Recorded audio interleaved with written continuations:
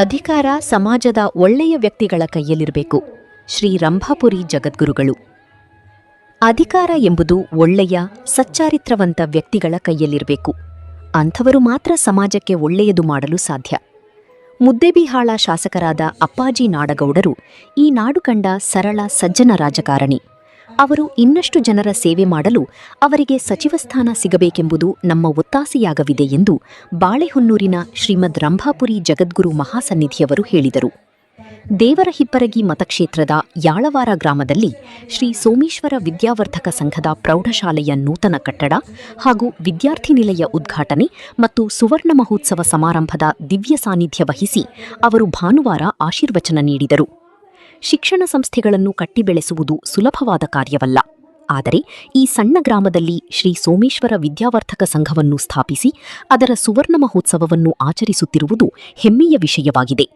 ನಾನು ಇದರ ಆಡಳಿತ ಮಂಡಳಿಯವರಿಗೆ ಅಭಿನಂದಿಸುತ್ತೇನೆ. ಮಕ್ಕಳಿಗೆ ಶಿಕ್ಷಣದ ಜೊತೆ ಉತ್ತಮ ಸಂಸ್ಕಾರಗಳನ್ನು ಕಲಿಸುವ ಅಗತ್ಯವಿದೆ ಎಂದು ಸಲಹೆ ನೀಡಿದರು. ಕಾರ್ಯಕ್ರಮದಲ್ಲಿ ವಿವಿಧ ಮಠಾಧೀಶರು, ಮುದ್ದೇಬಿಹಾಳ ಶಾಸಕ ಅಪ್ಪಾಜಿ ನಾಡಗೌಡರು, ಮಾಜಿ ಶಾಸಕ ಶರಣಪ್ಪ ಸುನಗಾರ, ಶ್ರೀಮತಿ ಡಾಕ್ಟರ್ ಮಂಜುಳಾ ಪಾಟೀಲ, ಸಾಹಿತಿ ಅಶೋಕ ಹಂಚಲಿ ಒಳಗೊಂಡು ಹಲವಾರು ಮುಖಂಡರು, ಗಣ್ಯಮಾನ್ಯರು ಮಾತನಾಡಿದರು. ಶ್ರೀ ಸೋಮೇಶ್ವರ ವಿದ್ಯಾವರ್ಧಕ ಸಂಘದ ಅಧ್ಯಕ್ಷರಾದ ರಾಜುಗೌಡ ನಾಡಗೌಡರು ಸಮಾರಂಭದ ಅಧ್ಯಕ್ಷತೆ ವಹಿಸಿದ್ದರು. ಇದೇ ಸಂದರ್ಭದಲ್ಲಿ ಸುವರ್ಣ ಮಹೋತ್ಸವದ ಅಂಗವಾಗಿ ಹೊರತಂದ ಸ್ಮರಣ ಸಂಚಿಕೆಯನ್ನು ಅಪ್ಪಾಜಿ ನಾಡಗೌಡರು ಬಿಡುಗಡೆಗೊಳಿಸಿದ್ದರು.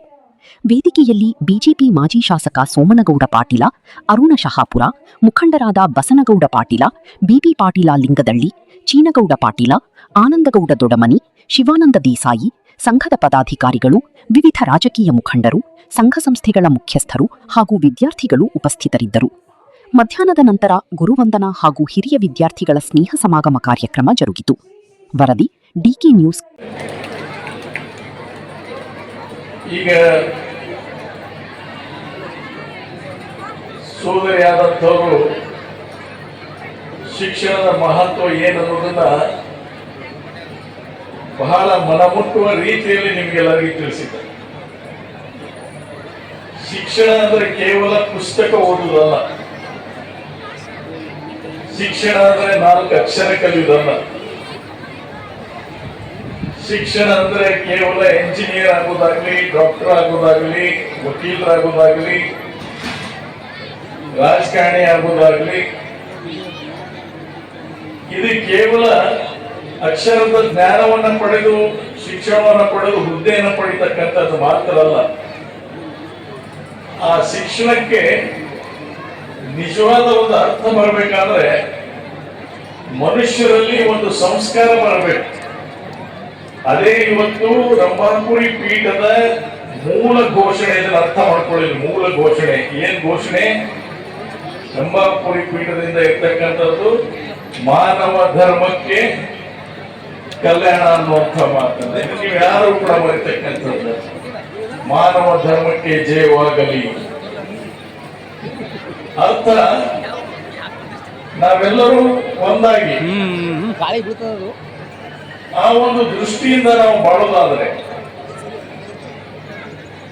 ನಾವು ದೇಶವನ್ನ ಕಟ್ಟಬಹುದಾಗಿದೆ. ಅದರ ಜೊತೆ ನಾವು ಮೊದಲನೇದಾಗಿ ನಮ್ಮ ಸಮಾಜವನ್ನ ಕಟ್ಟಬಹುದಾಗಿದೆ. ವಿಭಿನ್ನವಾದಂತಹ ವಿಚಾರಗಳಿಗೆ ನಾವು ಹೋಗ್ತಕ್ಕಂಥದ್ದು ಸರಿಯಲ್ಲ ಅನ್ನುವಂಥದ್ದೇ ಇವತ್ತು ಶಿಕ್ಷಣದ ಮೂಲ ಆಗಿರಬೇಕು ಅನ್ನುವಂಥದ್ದು ನಾವೆಲ್ಲರೂ ಅರ್ಥ ಮಾಡ್ಕೋಬೇಕು. ನಾನು ನೋಡಿದ್ದೇನೆ, ಎಷ್ಟೋ ಸಂದರ್ಭದಲ್ಲಿ ನೋಡಿದ್ದೇನೆ, ಪೇಷಂಟ್ಗಳು ಆಸ್ಪತ್ರೆಗೆ ಹೋಗ್ತವೆ. ಹೋದಂತ ಸಂದರ್ಭದಲ್ಲಿ ಕೆಲವು ಆಸ್ಪತ್ರೆಗಳಲ್ಲಿ ಸರ್ಕಾರಿ ದವಾಖಾನೆಯನ್ನು ಹೊರತುಪಡಿಸಿ ಕೆಲವೊಂದು, ಎಲ್ಲರೂ ಅಂತ ಹೇಳೋದಿಲ್ಲ,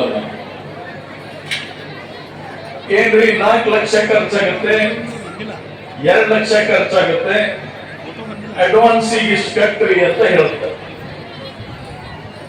ಅದನ್ನ ಮೊದಲ OPDಯಲ್ಲಿ ಆ ಪೇಷಂಟ್ ಅನ್ನು ತಗೊಳ್ತಾರೆ. ನೀವು ಎಲ್ಲಿವರೆಗೂ ಹಣ ಕಟ್ಟೋದಿಲ್ಲ, ಆ ಮುಂದಿನ ಚಿಕಿತ್ಸೆ ಪ್ರಾರಂಭ ಆಗೋದಿಲ್ಲ. ಇದರ ಅರ್ಥ ಏನಂತ ನಾವೆಲ್ಲರೂ ಅರ್ಥೈಸ್ಕೋಬೇಕು. ಹೇಳಿ ನೋಡೋಣ, ನಮ್ಮಲ್ಲಿ ಎಲ್ಲಿದೆ ಮಾನವೀಯತೆ? ಒಂದು ಪೇಷಂಟ್ ಸೀರಿಯಸ್ ಆಗಿ ಹೋಗಿರುತ್ತೆ, ಆ ಪೇಷಂಟಿಗೆ ಜೀವವನ್ನ ಕೊಟ್ಟು ಬದುಕಿಸ್ಬೇಕಾದಂಥದ್ದು ಅತಿ ಅವಶ್ಯನೋ ಅಥವಾ ಅವ ಹಣ ತಂದು ಕೊಟ್ಟ ಮೇಲೆ ಪೇಷಂಟ್ ಅನ್ನು ಬದುಕಿಸೋ ಪ್ರಯತ್ನ ಮಾಡಬೇಕು. ಅಷ್ಟರಲ್ಲಿ ಎಷ್ಟೋ ಕಡೆ ಪೇಷಂಟ್ ಇರೋದೇ ಇಲ್ಲ, ಪೇಷಂಟ್ ಉಳಿದೇ ಇಲ್ಲ. ಇಂಥ ಸಂದರ್ಭಗಳಿಲ್ಲ. ಅದಕ್ಕೆ ಹೇಳತಕ್ಕದ್ದು ಶಿಕ್ಷಣದಲ್ಲಿ ಸಂಸ್ಕಾರ ಇರಬೇಕು. ನ್ಯಾಯ ಅನ್ಯಾಯವನ್ನ ನಾವು ತೂಕ ಮಾಡತಕ್ಕಂಥ ಶಕ್ತಿ ನಮ್ಮಲ್ಲಿ ಬರಬೇಕು. ಯಾವುದು ಒಳ್ಳೆಯದು ಯಾವುದು ಕೆಟ್ಟದ್ದು ಅನ್ನೋದನ್ನು ನಾವೆಲ್ಲ ಅರ್ಥ ಮಾಡ್ಕೋಬೇಕು. ಅದು ಶಿಕ್ಷಣ ಅನ್ನುವಂತ ತಿಳ್ಕೋಬೇಕು. ಅವರು ಬಹಳ ಚೆನ್ನಾಗಿ ಹೇಳ್ತಾ ಇದ್ರು. ಇವತ್ತು ಭ್ರೂಣ ಹತ್ಯೆ ಬಗ್ಗೆ ನಾನು ಬಂದಾಗ ನಡೀತಾ ಇತ್ತು, ಅವರು ಮಾತಾಡ್ತಾ ಇದ್ರು, ಭ್ರೂಣ ಹತ್ಯೆ ಬಗ್ಗೆ ಮಾತಾಡ್ತಾ ಇದ್ರು. ನನಗೂ ಕೂಡ 2 ಹೆಣ್ಮಕ್ಳ ಗಂಡ್ಮಕ್ಳಿಲ್ಲ. ಆದ್ರೆ ನಾನು ಎಷ್ಟು ಸಂತೋಷದಿಂದಿದ್ದೇನೆ ಅಂದ್ರೆ ಹೆಣ್ಮಕ್ಳು ಇರುವುದರಿಂದ ಸಂತೋಷದಿಂದಿದ್ದೇನೆ. ಗಂಡ್ಮಕ್ಳಿದ್ರೆ ಇಷ್ಟೊತ್ತಿಗೆ ನಾನು ಕೆಳಗಿಳಿಸ್ತಿದ್ರು, ನಾನು ಹಂಗೆ ಹಿಡಿದು ಕೆಳಗಿಳಿಸ್ತಿದ್ರು. ನನಗೇನ್ ಕೊಡ್ತೀವಿ ಕೊಡಂತ ಕೇಳ್ತಿದ್ರು. ಆದ್ರೆ ನನಗೆ ಹೆಣ್ಮಕ್ಳು ಇವತ್ತಿನವರೆಗೂ ಏನು ಕೇಳಿಲ್ಲ. ಪಾಪ ನನಗೆ ಒಂದು ಬಟ್ಟೆ ತಂದು ಕೊಡು ಪಾಪ ಅಂತ ಕೇಳೋದಿಲ್ಲ. ಅಂದ್ರೆ ಇದು ಸಮಾಜದಲ್ಲಿ ಆಗ್ತಕ್ಕಂಥ ವ್ಯತ್ಯಾಸ, ನಾವು ಬೆಳೆಸ್ತಕ್ಕಂಥ ವ್ಯತ್ಯಾಸ. ನಾವು ಹೆಣ್ಣು ಮಕ್ಕಳನ್ನ ಭಯದಲ್ಲಿ ಬೆಳೆಸ್ತೇವೆ, ಗಂಡು ಮಕ್ಕಳಿಗೆ ಅಚ್ಚೆಯಿಂದ ಬೆಳೆಸ್ತೇವೆ, ಬಹಳ ಅಚ್ಚೆಯಿಂದ ಬೆಳೆಸ್ತೇವೆ. ಇವತ್ತು ನಾವು ನೋಡ್ತೇವೆ, ಈ ಗ್ರಾಮೀಣ ಭಾಗದಲ್ಲಿ ನೋಡ್ತೇವೆ. ಗ್ರಾಮೀಣ ಭಾಗದಲ್ಲಿ ಏನ್ ನೋಡ್ತೇವೆ? ಇವತ್ತು ಯುವಕರು 15ರಿಂದ ಪ್ರಾರಂಭ, 15 ವರ್ಷದಿಂದ ಕೆಟ್ಟ ವ್ಯಸನಕ್ಕೆ ಅಂಟಿಕೊಳ್ತಾರೆ. ಕೆಟ್ಟ ವ್ಯಸನಕ್ಕೆ ಅಂಟಿಕೊಂಡು ಎಷ್ಟೋ ಜನರ ಸಂಸಾರಗಳು ಹಾಳಾಗಿದ್ದಾವೆ. ನಮ್ಮ ಕನಸು ಸುಂದರ ಅಂತೇಳಿ ಇದೇ ಬಿಜಾಪುರ ಜಿಲ್ಲೆಯ ಬಿರಾದಾರ ಒಬ್ಬ ಕವಿ ಈ ಮಾತನ್ನ ಹೇಳ್ತಾರೆ. ಇಂದಿನ ಮಕ್ಕಳು ಮುಂದಿನ ದೇಶದ ಮುಂದಾಳುಗಳು. ನೀವೆಲ್ಲ CS ನಾಡಗೌಡರು ಮಾತನಾಡುವಾಗ ಕೇಳಿದ್ದೀರಿ. 25-30 ವರ್ಷಗಳ ಹಿಂದೆ ಈ ಗ್ರಾಮಕ್ಕೆ ನಾನು ಬಂದು ಹೋದಂತ ನೆನಪು, ಅವರು ಬಂಧು ಬಾಂಧವರ ಜೊತೆಗೆ ಬೆರೆತಂತ ದಿನಗಳನ್ನ ನೆನಪಿಸಿಕೊಂಡು ಅವತ್ತು ಇರುವಂತ ಯಾಳವಾರ ಗ್ರಾಮ ಇವತ್ತು ಬಹಳಷ್ಟು ಬೆಳೆದಿರುವಂತ ಯಾಳವಾರ ಗ್ರಾಮ ಕಂಡು CS ನಾಡಗೌಡರು ಬಹಳ ಸಂತೋಷದಿಂದ ತಮ್ಮ ಆಂತರಿಕ ವಿಚಾರಗಳನ್ನ ಹಂಚಿಕೊಂಡಿದ್ದಾರೆ. ಬಹಳಷ್ಟು ಜನ ರಾಜಕಾರಣಿಗಳನ್ನ ಕಾಣಬಹುದು, ಆದರೆ ಎಲ್ಲ ರಾಜಕಾರಣಿಗಳ ಸ್ವಭಾವ ಗುಣ ಒಂದೇ ರೀತಿಯಾಗಿ ಇರುವುದಿಲ್ಲ. CS ನಾಡಗೌಡರು ಒಂದು ಧಾರ್ಮಿಕ ಪರಂಪರೆಯಿಂದ ಹೆತ್ತ ತಂದೆ ತಾಯಿಗಳ ಸಂಸ್ಕಾರದ ಬಲದಿಂದ ಒಬ್ಬ ಸುಸಂಸ್ಕೃತ ರಾಜಕಾರಣಿಯಾಗಿ ರಾಜಕಾರಣಿಕವಾಗಿದ್ದರೂ ಕೂಡ ಸರ್ವ ಸಮುದಾಯದ ಜನರ ಹಿತವನ್ನ ಗಮನದಲ್ಲಿಟ್ಟು ಯಾರಿಗೂ ಅನ್ಯಾಯ ಆಗಲಾರದಂತೆ ತುಳಿತಕ್ಕೆ ಒಳಗಾದಂತ ಜನರಿಗೆ ನೋವುಗಳನ್ನ ಪರಿಹರಿಸುವಂತ ನಿಟ್ಟಿನಲ್ಲಿ ಅವರು ಕಾರ್ಯ ಮಾಡ್ತಾ ಇರುವುದನ್ನು ತಾವೆಲ್ಲ ಕಂಡು ಸಂತೋಷ ಪಟ್ಟಿದ್ದೀರಿ. ಮುಂದಿನ ಸಚಿವ ಸಂಪುಟ ವಿಸ್ತರಣೆ ಆಗುವಂತಹ ಸಂದರ್ಭದಲ್ಲಿ CS ನಾಡಗೌಡರಿಗೆ ವಿಶೇಷ ಆದ್ಯತೆಯ ಮೇರೆಗೆ ಅವರಿಗೆ ಸಚಿವ ಸ್ಥಾನ ಸಿಗಬೇಕು ಅನ್ನುವಂತ ಒತ್ತಾಸೆಯನ್ನ ಈ ವೇದಿಕೆಯ ಮೂಲಕ ನಾವು ಹೇಳಲಿಕ್ಕೆ ಬಯಸ್ತಾ ಇದ್ದೇವೆ. ಸಜ್ಜನರ ಕೈಯಲ್ಲಿ ಅಧಿಕಾರ ಇತ್ತು ಅಂದ್ರೆ ಅದು ಬಹಳ ಜನರಿಗೆ ಪ್ರಯೋಜನ ಆಗಲಿಕ್ಕೆ ಸಾಧ್ಯವಾಗ್ತಾ ಇದೆ. ಇಡೀ ಕರ್ನಾಟಕ ನಾಡಿನ ಜನತೆಗೆ ಒಳ್ಳೆಯದನ್ನ ಮಾಡಲಿಕ್ಕೆ ಸಾಧ್ಯ ಅನ್ನೋದನ್ನ ಯಾರೂ ಕೂಡ ಮರೆಯಬಾರದು.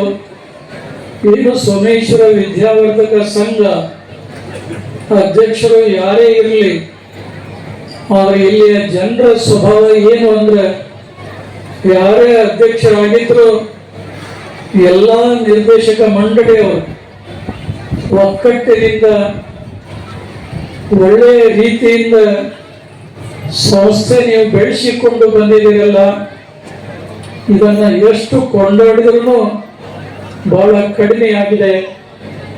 ಬಹುಶಃ ಸುಂದರವಾದಂಥ ಪ್ರೌಢಶಾಲೆ ಕಟ್ಟಡವನ್ನು ಕಟ್ಟಿದ್ದೀರಿ.